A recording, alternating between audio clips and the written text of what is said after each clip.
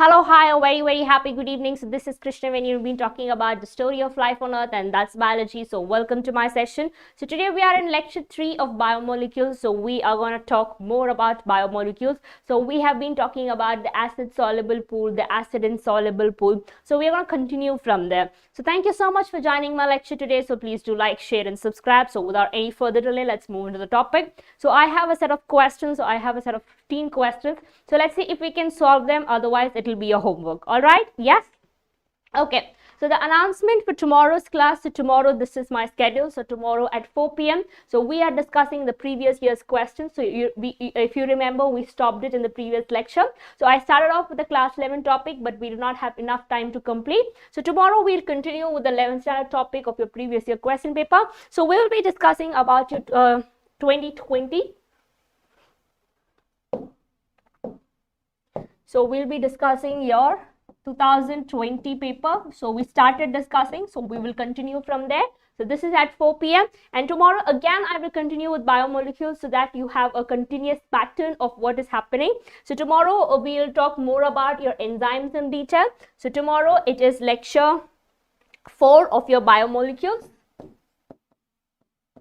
So today it's lecture 3, so tomorrow it's lecture 4. Yes, Dharani, hello, hi, a very happy good evening. So thank you so much for joining my lecture. So please do like, share and subscribe. Hi, Shimpi, yes, a very happy good evening. I'm good, thank you. How are you? So thank you, Shimpi, for joining my session. So please do like, share and subscribe.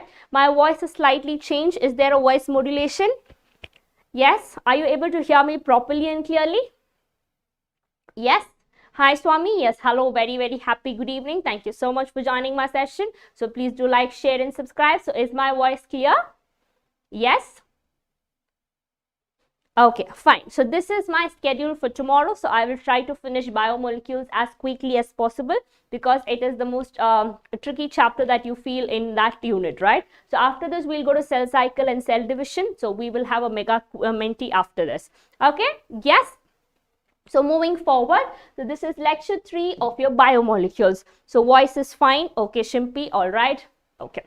So what were we reading in the previous lecture? So giving you a quick recap of what we read in the previous lecture. So we were talking about your acid soluble portion.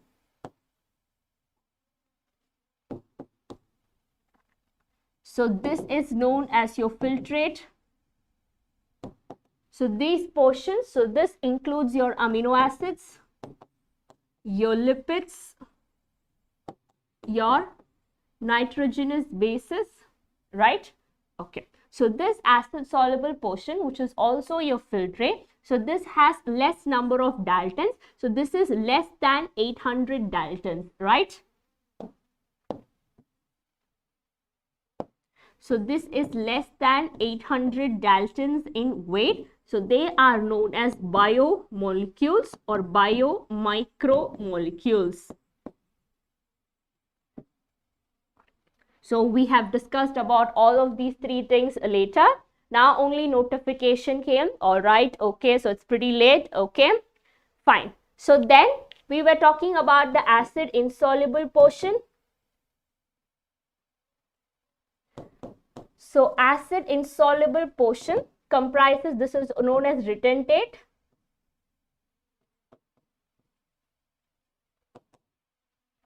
So this includes your proteins, your polysaccharides, your nucleic acids, and to some extent lipids. But lipids actually belong to this category, but it's present here because your lipid is always present in conjugation. All right, yes. Okay, and here the molecular weight is greater than 800 to 1000 Daltons. So they are known as biomacromolecules.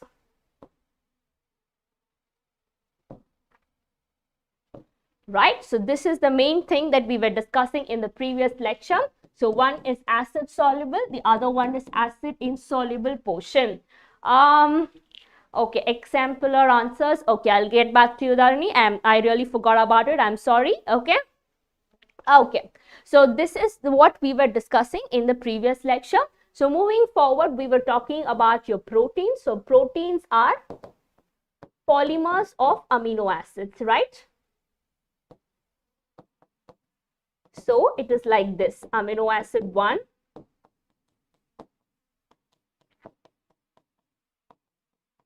so how do I know this is the first amino acid? How do I know this is the first amino acid?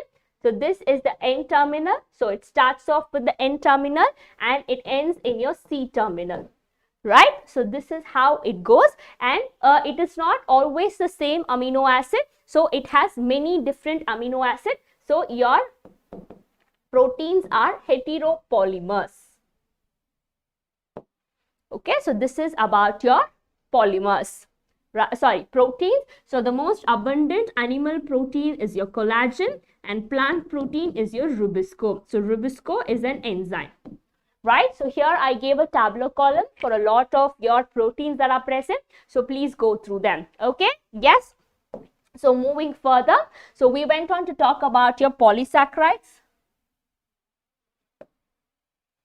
So we went on to talk about your polysaccharides. Your polysaccharides are nothing but your carbohydrates, right? So your carbohydrates are polysaccharides. So here you have individual monosaccharides. So if, for example, we spoke about cellulose. So cellulose is made up of repeating units of glucose. So glucose is a monosaccharide. So here your cellulose is a homopolymer.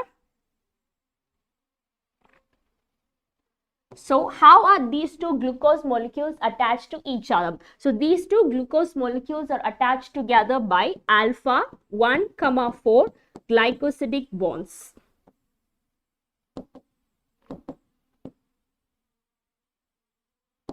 So slight variation of this is your starch. So starch is what is stored in your animals. So starch has a secondary helical conformation which stores your iodine molecule. Then we also spoke about what is inulin. So inulin is a polymer of your fructose, right? This is what we were talking, and then we went forward to talk about what are modified or complex polysaccharides. So they have chemically modified amino sugars present in them. So these amino sugars include N-acetyl galactosamine, so NAG, right? So this forms your complex polysaccharide. So then moving further, so what happens? So we started talking about your nucleic acids, right? So your nucleic acids are polymers of your nucleotide. So how is your nucleotide made? So your nucleotide has nucleosides plus your phosphate group. So your nucleoside includes your nitrogenous base plus your sugar molecule, right? So this is your nucleotide. Hi Vishal, yes, a very happy good evening. So thank you for joining my session. So please do like, share and subscribe, Vishal. Okay. So here your nitrogenous base are of two types. One is your purines, the other one is your pyrimidines. So purines include adenine and guanine. Pyrimidines include cytosine, thymine and uracil. So this is the base of your nucleotides. Yes, I'm good, Vishal. How are you? So this is the quick recap of previous lecture. So nucleic acid. So it is also found in the acid insoluble fraction. So your polysaccharide. So PS stands for polysaccharide. Polypeptide represents your proteins plus your nucleic acids. There are two macromolecules present in the acid insoluble portion. So your building blocks of your nucleic acids are your nucleotide, which is of your nucleoside plus your phosphate group, right? Okay, so nucleotides have one heterocyclic compound, one sugar, that is your monosaccharide, and you have a phosphoric or a phosphate group. Clear? So moving further, so DNA has deoxyribose sugar, okay, and RNA has ribose sugar. So this is the structure of your DNA versus RNA. So in your ribose sugar, at the 2' carbon, you have OH, which makes the RNA more reactive compared to your DNA. Fine, ma'am, all good. Okay, Vishal. Okay. So this is about your nucleic acid. Now talking about the structure of protein. So in your carbohydrates, I forgot to say something. So we were talking about your polysaccharides, right? So one example I gave was your cellulose. So cellulose is a repeating structure of glucose. So your right hand end is your reducing end. Why? Because your glucose molecules are added only at this end, and this end is your non-reducing molecule. So here you do not add glucose moiety. If you want to add glucose, you add it at this side, right? Okay, so this is done. So then we move on to the structure of protein. So how is the structure of protein? So proteins are heteropolymers. You have different amino acids present and they contain strings of different amino acids. So what is the primary structure of protein? So if I write like this, so this is my primary structure of protein. So this gives the information as to which amino acids and in what position they are present. So that is my primary structure. So the left end is the first amino acid and it is my N terminal, and this is my C terminal, which I have totally taught you. So it can be folded. Okay, so this is my primary structure. My secondary structure is folded. So this is my secondary structures. Okay, so this is known as alpha helix. So helix is in the alpha direction and two alpha helixes are joined by beta pleats or beta sheets. So this is my alpha helix, which is the structure of protein like your starch. Okay, and two alpha helix or two helical structures are joined together by your beta sheets. Done. So other regions are folded to form your secondary structure. Then what is your tertiary structure? So it is necessary for many biological activities of the cell. So here we go to the structure of proteins. It's a very beautiful figure. So this is the primary structure. It talks about which amino acid is present. So this is the primary structure. The secondary structure, the helical structure. Yes, and your tertiary structure is like this. So you have both primary and secondary combined together. So that is your tertiary structure. Then your quaternary structure is when you have more than one subunit. When you have more than one tertiary structure, it is called as a quaternary structure. Example, your hemoglobin molecule. So hemoglobin molecule has 4 subunits. It has 2 alpha and it has 2 beta subunits. Right, so this makes up the entire structure of your hemoglobin. And for your kind information, hemoglobin has 574 amino acids present, which gives us such a structure like this. Okay, yes, so this is your quaternary structure of your protein. So some proteins have the assembly of more than one polypeptide or subunits. So manner in which individual proteins are arranged with respect to each other, that is architecture of the protein, is the quaternary structure of protein. So when you have more than one subunit, when you have more than one tertiary protein, so that is your quaternary one. So in your so this is your primary structure, this is your secondary structure. In your tertiary structure, you have a subunit. So this is one subunit of your protein. So this is more than one subunit. This is one tertiary structure, right? So this includes your primary structure as well as your secondary structure. So it is a more complex one which can code for one complete protein or a sensible product. All right. Hi, Kathy. Hello. Yes. How are you? So thank you so much for joining my lecture today. So please do like, share and subscribe.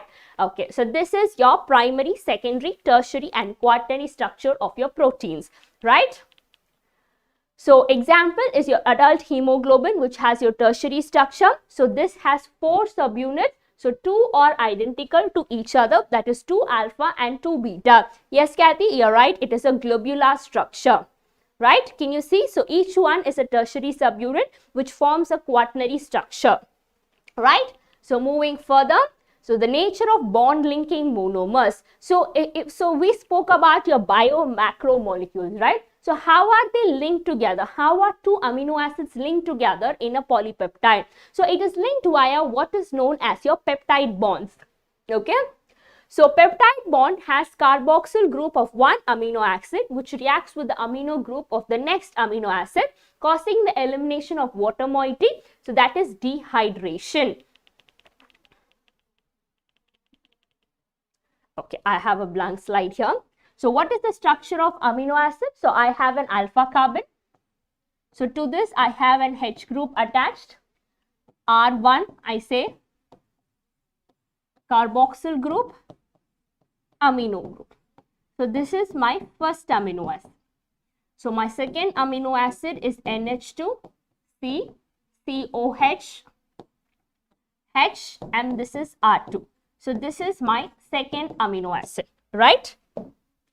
Now, I have to form a bond between these two. That's why we have a polypeptide, right? Yes. So how is this bond formed? Between the carboxyl group of the first amino acid and the amino group of the second amino acid. So this reaction is formed by the elimination of water molecule, okay? And this is known as dehydration reaction. This is known as dehydration reaction. Clear? Yes. So can you see? So this is my peptide bond. So water molecule moves out. So see, so now it becomes C double bond O, and I have, so one H is moved out. So then NH. So this is my peptide bond. Yes, did you understand?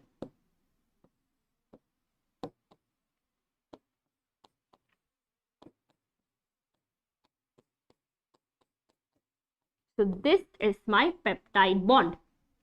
Yes, removal of water. Yes, so it is a dehydration reaction. Yes, perfect. Now, how about the others? So in a polysaccharide, okay, so individual monomers are linked by glycosidic bonds formed by dehydration once again. So glycosidic bonds are formed between the two carbon atoms of two adjacent monosaccharides. Okay, so how is it formed? So here we go. So I have one glucose. This is the second glucose. Okay. So this is my first carbon. Second carbon. No. Second. Third. 4. 5. 9. I have the sixth one here.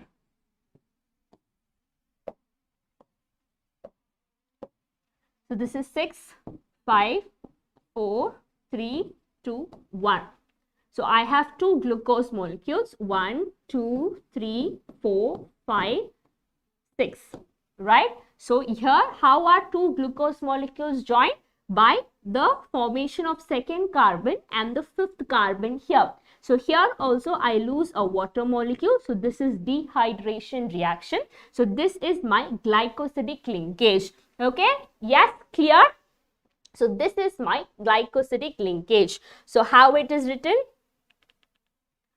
So glycosidic bond formed between the second carbon atoms of two adjacent monosaccharides. So that is my glycosidic bonds. So in case of my nucleic acid, how it is attached? So phosphate pointy links. So 3' carbon of one sugar of one nucleotide to the 5' carbon of the sugar of the succeeding nucleotide. So the bond between the phosphate and the hydroxyl group of sugar is your ester bond, that is your phosphodiester bond. So like this. So this is my pentose sugar. Okay. So 1, 2, 3, 4, 5. So here, yes. So here it attaches with the phosphate and between the fifth carbon and the phosphate here. So here a sugar attaches to the hydroxyl group. So this hydroxyl group via the phosphoester bond. So between two phosphates, what? Okay. So till this much you don't confuse. So between your nitrogenous base and sugar, it is glycosidic bond. So between your nucleoside and your phosphate, it is your ester bond. So remember like this. Okay. So why chemistry in bio? So that is why for a doctor, to become a doctor, you have to study chemistry, biochemistry as well. Okay, Shimpi? Yes. So 3' carbon of one sugar of one nucleotide to the 5' sugar of the another nucleotide.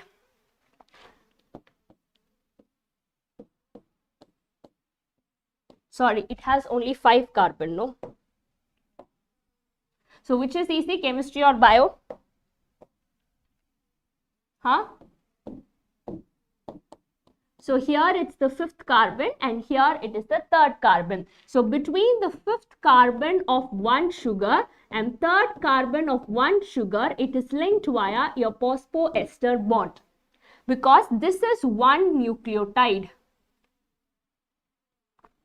This is one nucleotide. It has a nitrogenous base. it has the sugar, it has the phosphate. So one nucleotide is getting attached to another nucleotide via your phosphoester bond. Okay? Yes? No doubts? Okay. So moving forward, so further, so now nucleic acids exhibit a variety of secondary structures like what? Like your double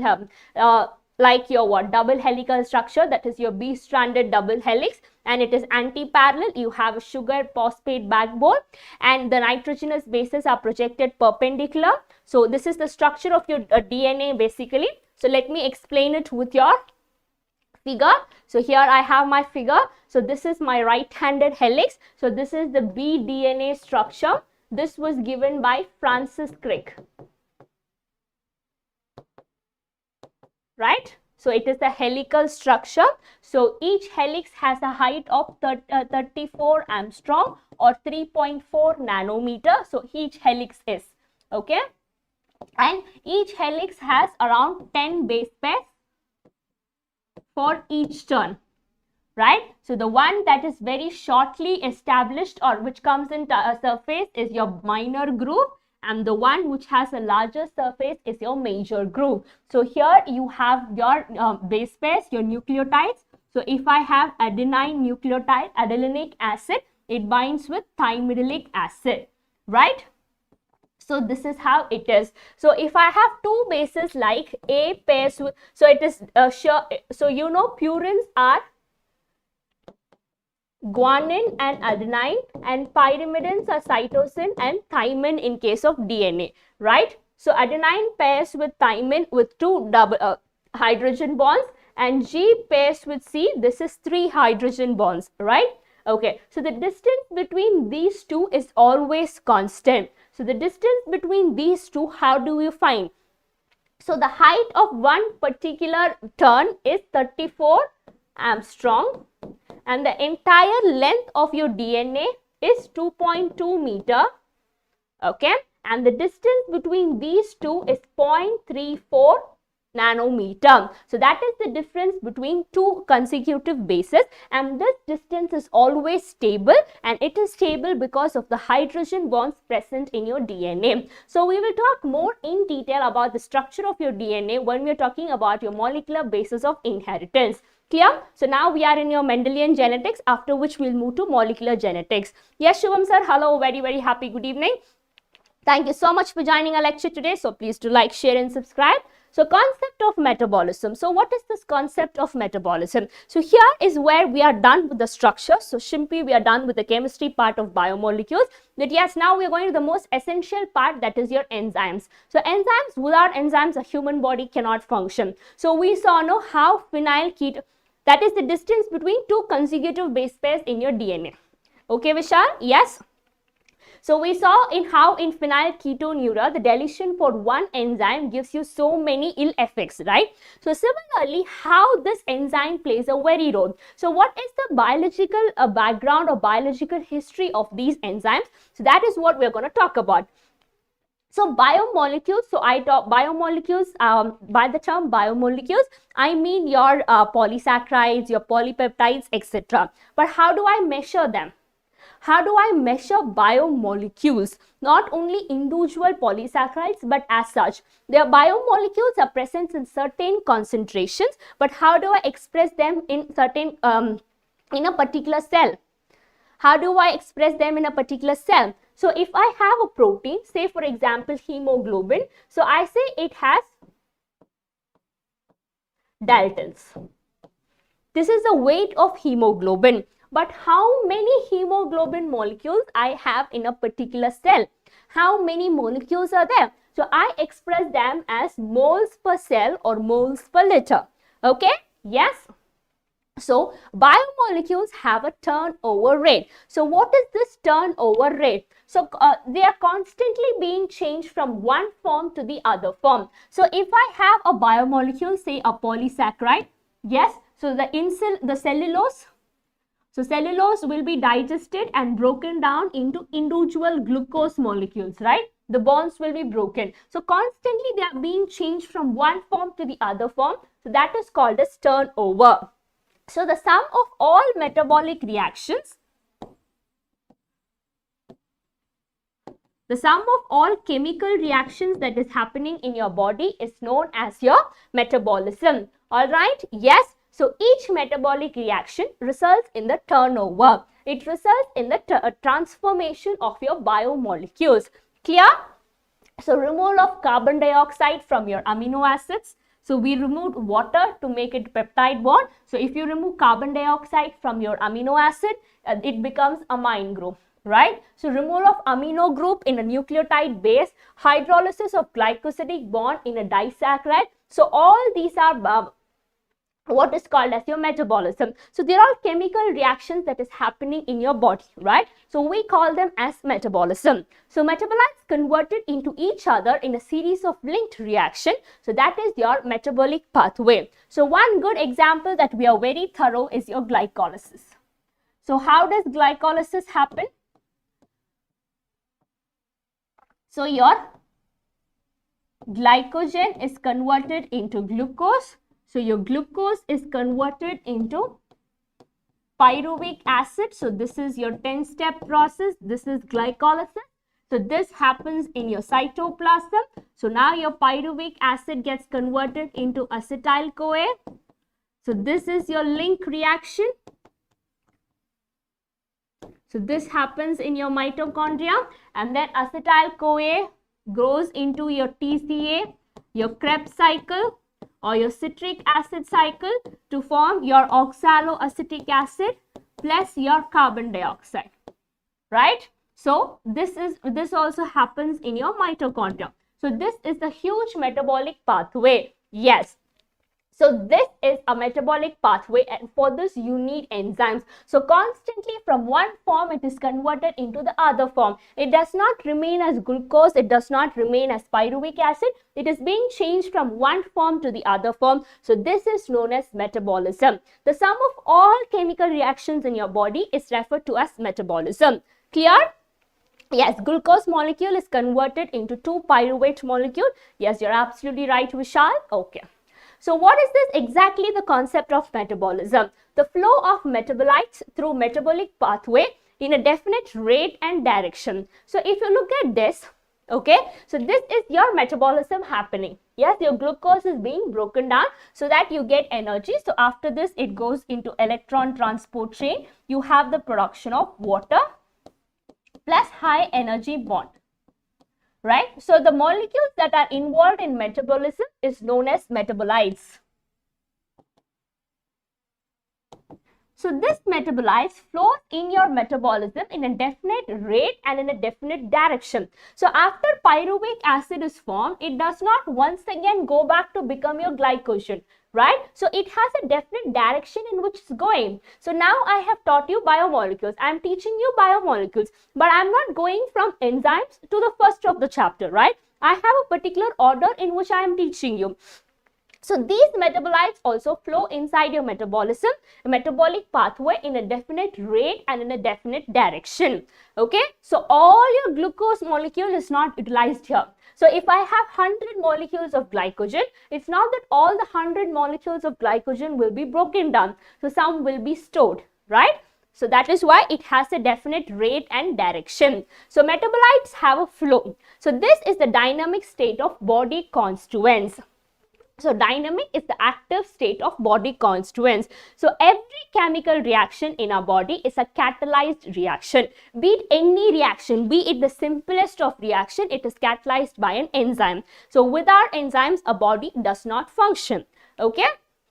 So carbon dioxide dissolving in water is catalyzed reaction in a living system. So catalyst, what is the function of the catalyst? It hastens the rate of metabolic conversion, that is you use proteins, that is enzymes. So enzymes are your biocatalyst. So this is your entire reaction, your aerobic reaction. See how big it is. So they have a particular direction in which it moves, right? And every reaction is catalyzed by enzymes. We know it better because we have done plant physiology.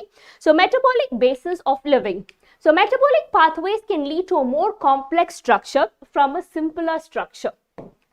Okay, so this is biosynthetic or anabolic pathway. So from a simple structure, when you have a complex structure formation, it is anabolic pathway. So I have a simple molecule. So this leads to the formation of complex molecules. So this is known as anabolic reaction. Okay. So acetic acid becomes cholesterol. So acetic acid is a small molecule. So cholesterol is a huge structure. So it forms a complex structure. So this is my anabolic reaction, right? So it leads to a simpler structure from a complex structure, that is catabolic pathways. So you can have one. So metabolic pathways can be anabolic. It can also be catabolic. That is, you have a complex substance and it is broken down into a simpler one. So this is catabolic. So this is like climbing down a stairs. This is like climbing up a stairs. Okay, so example is glucose becomes lactic acid in a skeletal muscle.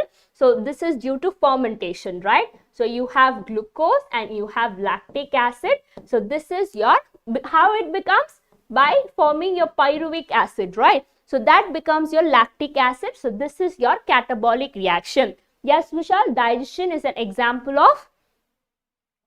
So digestion, what complex molecules are broken into simpler ones? So that is catabolic reaction, right? So anabolic pathways consume energy. So only when you climb up the stairs, you need energy, right? So only here you need energy. So when you're climbing down the stairs, you do not need energy, but instead you release energy. Clear? So catabolic pathways lead to the release of energy. When glucose is degraded to lactic acid, you have the formation of ATP, right? So this metabolic pathway from glucose to lactic acid occurs in 10 metabolic pathways. That is your glycolysis followed by your fermentation. Okay. So metabolic basis for living. So is metabolism necessary for living? The answer would be definitely an S, or indeed an S. So living organisms have learned to trap the energy. Yes, we have catabolic process happening in your body. So when I break down the complex roti that I am eating into the carbohydrates or the wheat, yes, it is a catabolic process. So energy is being released. So how do I store this energy? Yes. Suppose if a man is going every day for a labor work and he's earning, he tries to save some money. He will not spend the entire amount. Even in your case, your parents, if your parents earn a good sum, so they will not spend the entire amount, they will save some amount, right? So always a saving is very, very important. So your body should also trap this released energy and it has to save it somewhere safely so that it can utilize it elsewhere. So how it is going to store? So it is stored in the form of your chemical bonds. Okay. So as and when needed, this bond is broken and it is utilized for biosynthetic, osmotic and mechanical work that we perform. So the most important form of energy currency in living system is the bond energy in a chemical that is known as adenosine triphosphate. So this is nothing but a nucleotide. Adenosine. This is adenine plus your ribose sugar, right? And you have 3 phosphate here. So the bond in between your phosphates are your phosphoanhydride bond.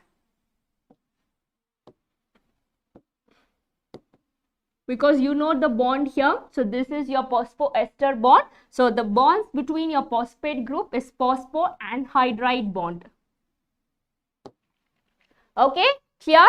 Yes, you're right, Vishal. Okay, so this is clear to everyone. So I've given an introduction about metabolism. So now here I have a few questions. See if you can solve them for me. So question 1. So which of the following is an example of acidic amino acid? Lysine, glutamic acid, aspartic acid, both B and C. So which of the following is an example of acidic amino acid? Yes, quick.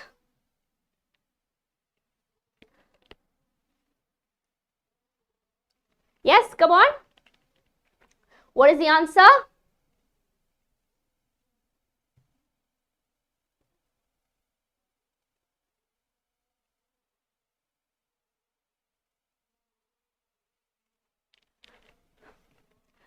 Okay, D is the right answer. Glutamic acid, aspartic acid, both are acidic amino acids. Okay, Vishal. So option D is the right answer. Yes, you're right. So question 2, all of the following amino acids are aromatic except which one? Tyrosine, phenylalanine, tryptophan, valine. So all of the following amino acids are aromatic except which of the following? Tyrosine, phenylalanine, tryptophan, valine. Yes, quick. Yes, what would be the answer here? Hi Prince, you're here finally. Yes, thank you so much for joining my session. Please do like, share and subscribe. Yes, Prince, you're absolutely right. So tyrosine, phenylalanine, tryptophan, they are all aromatic. So valine is not aromatic. So this is the right answer. Yes, Prince, you're absolutely right. So very good. Okay, so moving forward, question 3. The simplest amino acid is glycine, proline, leucine, tryptophan. Yes, which is the simplest amino acid here? Yes, Vishal, right? Yes, which is the simplest amino acid? Yes, come on. Yes, glycine. So why? What happens in glycine? So you have COOH, H and H2. So instead of R, the simplest group is H. So this is the simplest amino acid. So that is glycine. Yes, very good. Okay, so moving further, question 4. The charged molecule which is electrically neutral is known as amino acid, zwitterion, amide, peptide. The charged molecule which is electrically neutral is known as amino acid, zwitterion, amide or peptide. Yes, quick. Yes, zwitterion. So this has both positive as well as negative charge. So thus it is neutral, right? Yes, good. Shimpi, no. The charged molecule which is electrically neutral. Amino acids are only charged. They are not both. So zwitterion is at physiological pH where the net charge is 0 because it has both positive and negative charge, right? So question 5. Unsaturated fatty acids have palmitic acid, oleic acid, high melting point, one or more double bonds. Yes, what is the answer for question number 5? Unsaturated fatty acids have palmitic acid, oleic acid, high melting point, one or more double bonds. Yes? Vishal, Prince, Shimpi?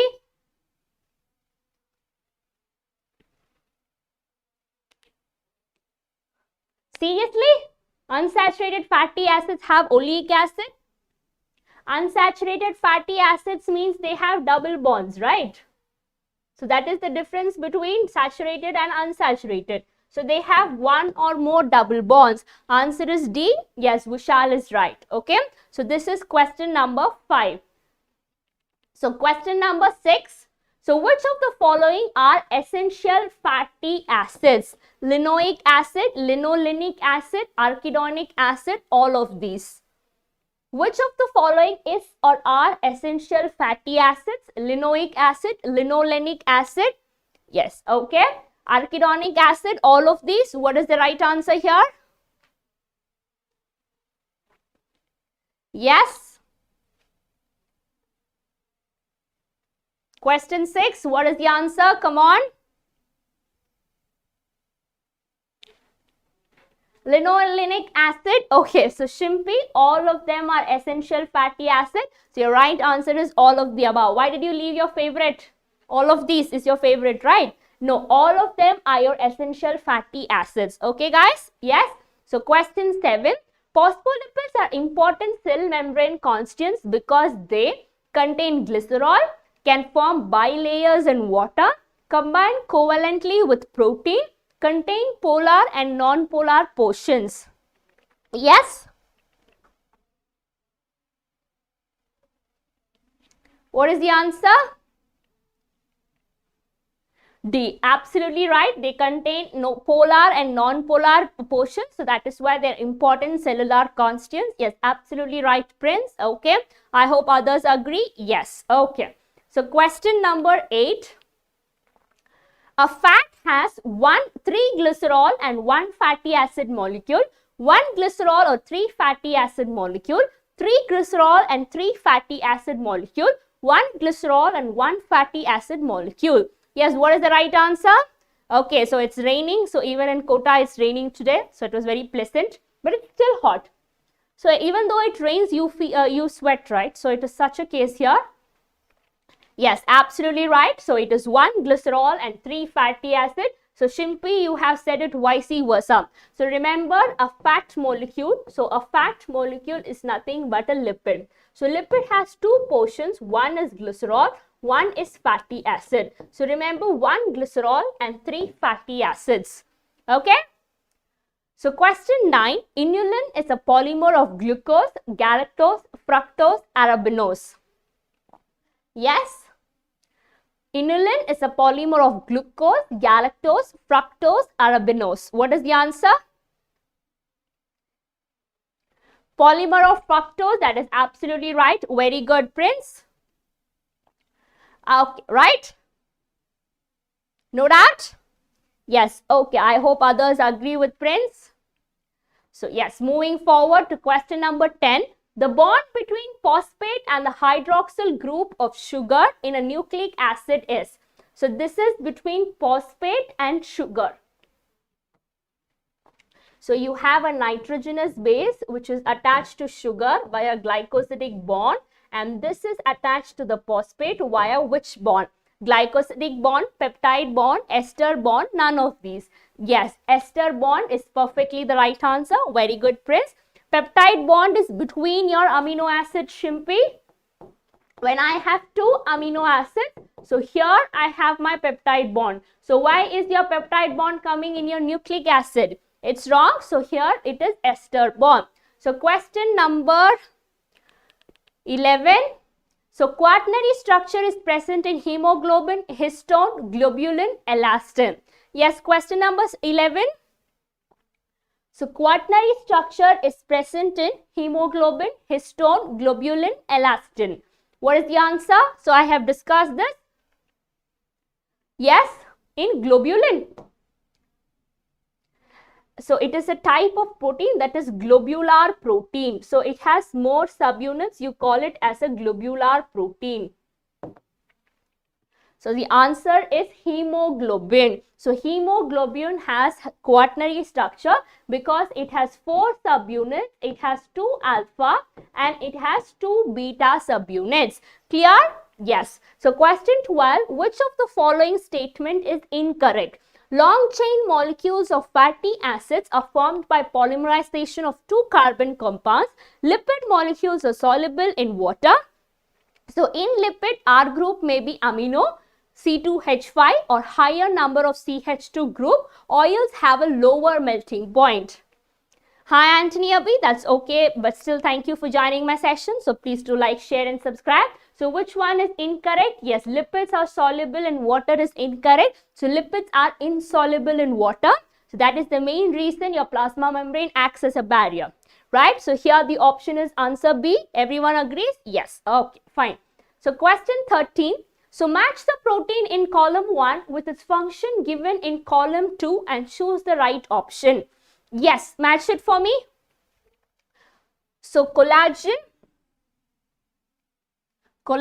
is present in your connective tissue. So it is your intercellular ground substance. So it is between 2 tissues. So this connects. So it is your ground tissue. So this is A. So trypsin is an enzyme. Insulin is a hormone. GLUT4 is your glucose transporter. Yes?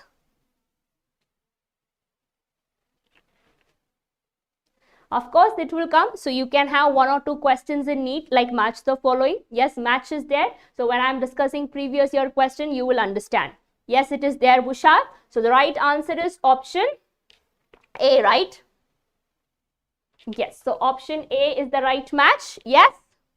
D 9. B is 4. C is 1. No, it is A. So insulin is a hormone. GLUT4 is your glucose transporter. Prince, it is option A. So moving on to question number 14. Match the biomolecule given in column 1 with the examples given in column 2 and choose the correct answer. So carbohydrate, protein, nucleic acid, lipid. Yes, choose.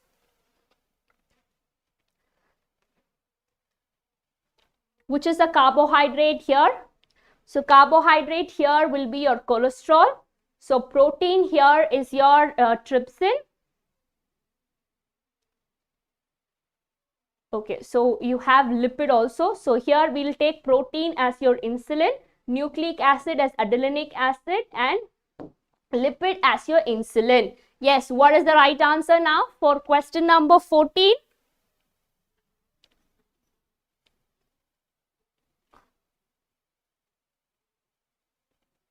So question number 14 is A. So A is insulin, B protein, okay, is trypsin,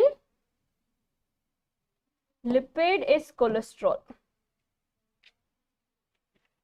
Carbohydrate is okay, so carbohydrates is your sugar, right? Yes, okay. So your right answer is A. So carbohydrate is sugar. So sugar, who controls sugar level? So that is your insulin.